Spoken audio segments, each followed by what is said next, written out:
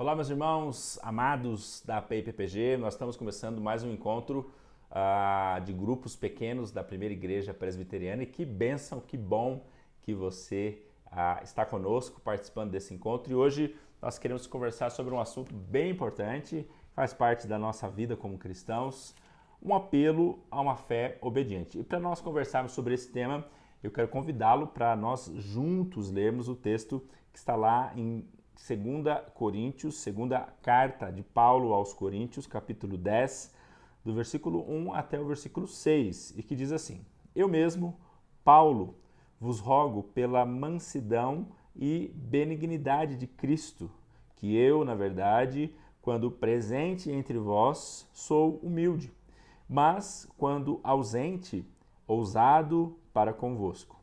Sim, eu vos rogo que não tenha de ser ousado quando presente, servindo-me daquela firmeza com que penso que devo tratar alguns que nos julgam como se andássemos em disposições de mundano proceder. Porque, embora andando na carne, não militamos segundo a carne, porque as armas da nossa milícia não são carnais, e sim poderosas em Deus, para destruir fortalezas, anulando nós sofismas e toda a altivez que se levante contra o conhecimento de Deus, e levando cativo todo pensamento à obediência de Cristo, e estando prontos para punir toda obediência, uma vez completa a vossa submissão. Queridos, o ministério do apóstolo Paulo foi certamente um ministério vitorioso, mas de maneira nenhuma foi um ministério sem lutas. O apóstolo Paulo, enfrentou ataques vindos de diferentes lados, né? Paulo enfrentou ataques vindo dos gentios, dos judeus. Paulo suportou provações e privações. O apóstolo Paulo enfrentou fome, frio, o encarceramento e naufrágios e inúmeros açoites, né? Ao lermos o livro de Atos, nós percebemos o quanto o apóstolo Paulo foi de diversas maneiras atacado, de diversas maneiras foi violentado. Então teve um ministério vitorioso, mas certamente não foi um ministério sem aflição. O reverendo Hernandes Dias Lopes, falando sobre a vida de Paulo e conversando um pouquinho sobre o texto que nós lemos, ele diz assim: de todas as igrejas que Paulo fundou, a mais amada foi Corinto. Nessa carta que nós estamos lendo, 2 Coríntios, Paulo está defendendo o seu ministério. Alguns inimigos estavam fazendo ataques de dentro e de fora da igreja. Então, qual era o contexto aqui? Paulo está escrevendo essa carta à igreja de Corinto, mas havia alguns problemas. Na verdade, havia alguns inimigos da fé cristã e alguns inimigos de Paulo que o estavam atacando, né? E essas pessoas eram de fora e de dentro da igreja. E essas pessoas acusavam Paulo de ter uma fraqueza, que Paulo era muito contundente nas suas cartas, mas que tinha uma presença fraca, né? Essas pessoas questionavam as visões, as experiências que Paulo descrevia, né? Que Paulo relatava ter com Deus, as visões que ele tinha das coisas de Deus.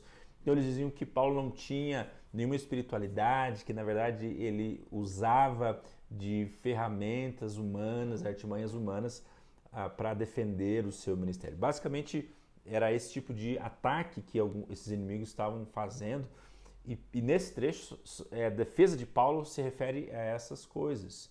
Então Paulo, nesse texto que nós lemos, ele inicia, né, esse trecho, essa perícope, com uma posição ofensiva.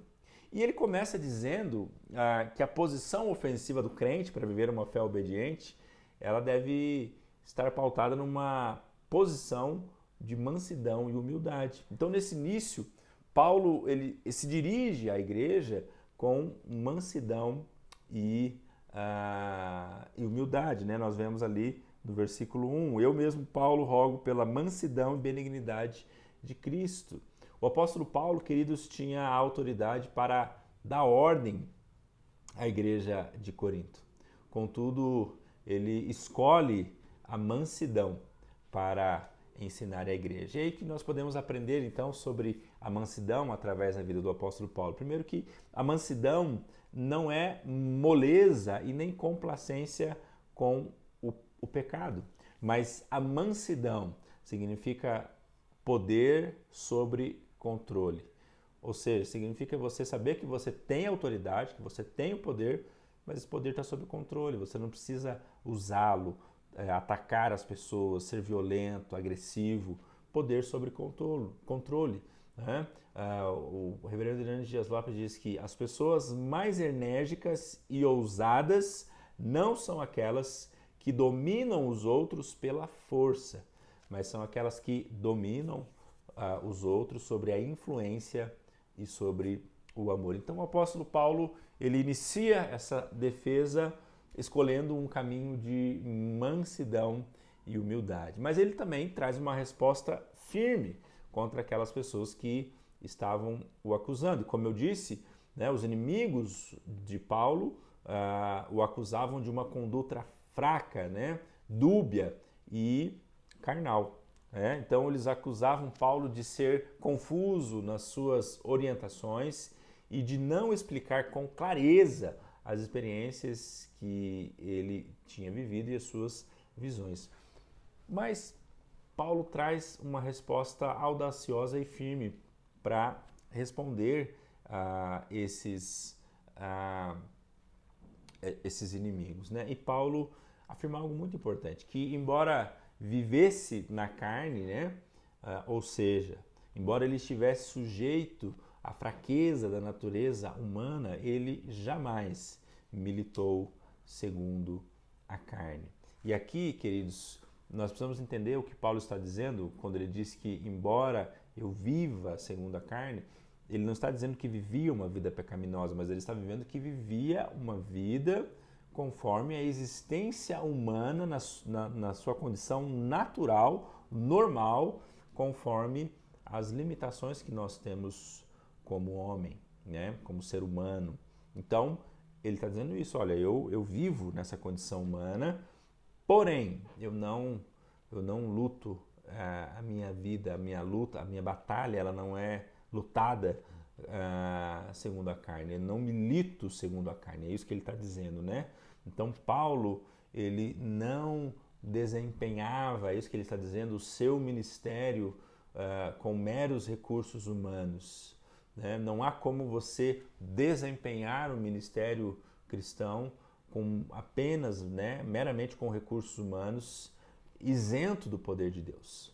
Então, Paulo, nesse trecho do texto, ele usa uma série de imagens bélicas, ele fala sobre armas, milícias, destruição, cativeiro e etc.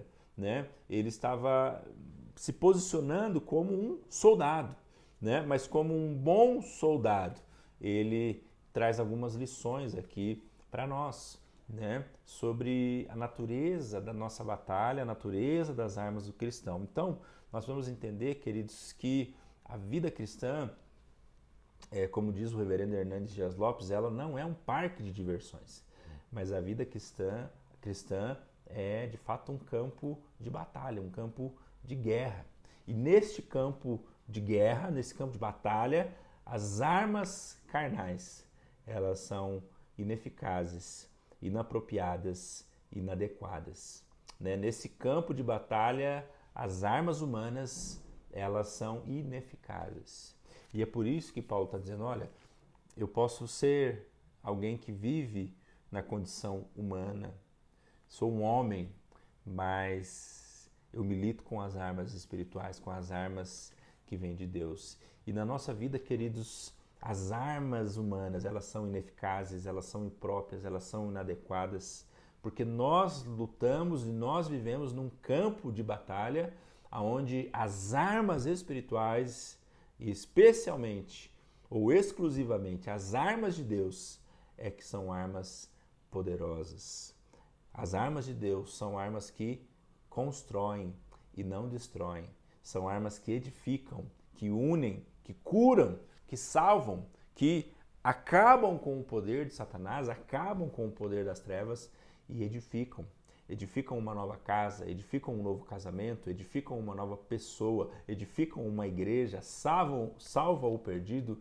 Então, na minha e na sua vida, nós precisamos lutar com essas armas. A natureza das nossas armas são armas espirituais.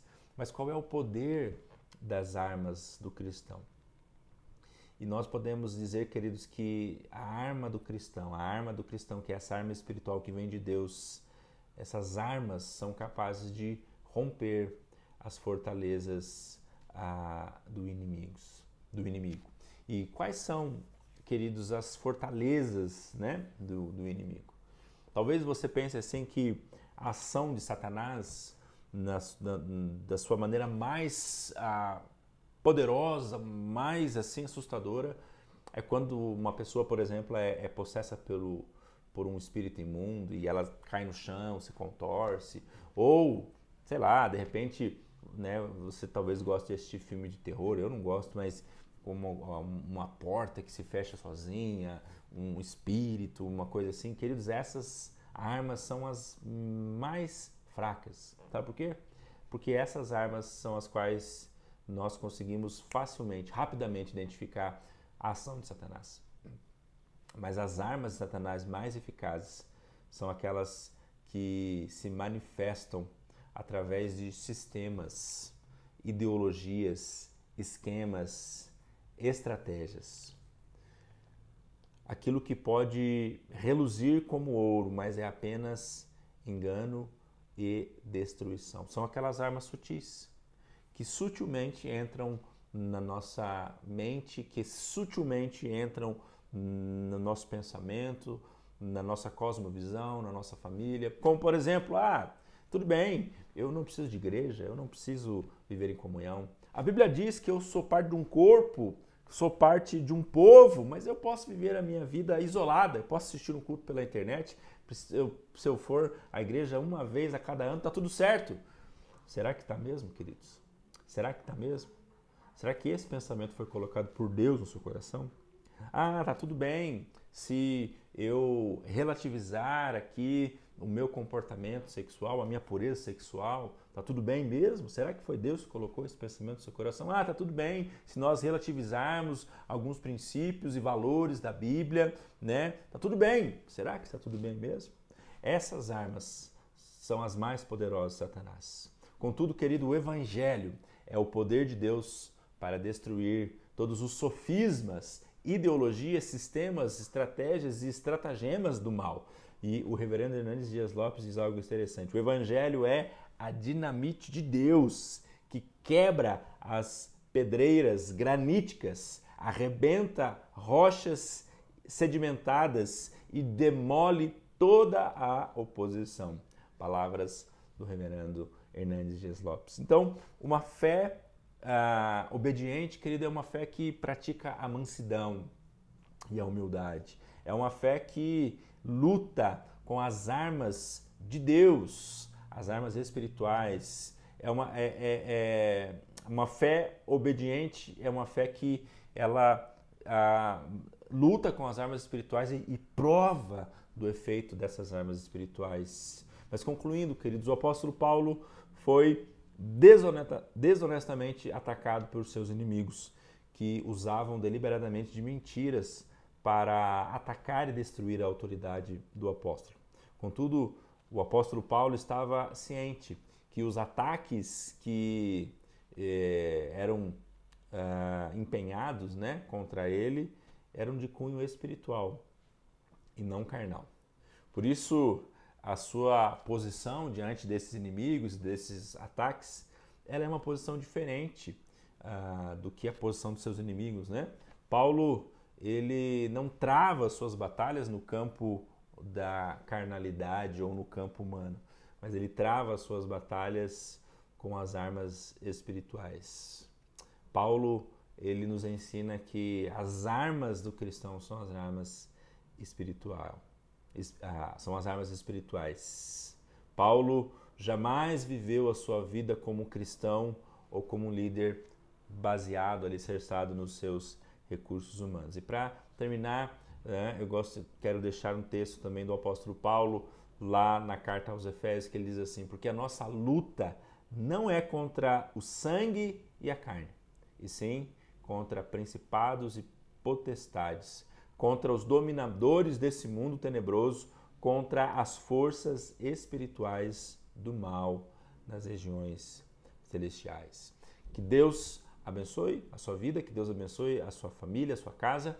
E agora você será conduzido para um breve momento de discussão aí que será liderada pelo seu facilitador aí no seu grupo. Deus abençoe e até o próximo encontro.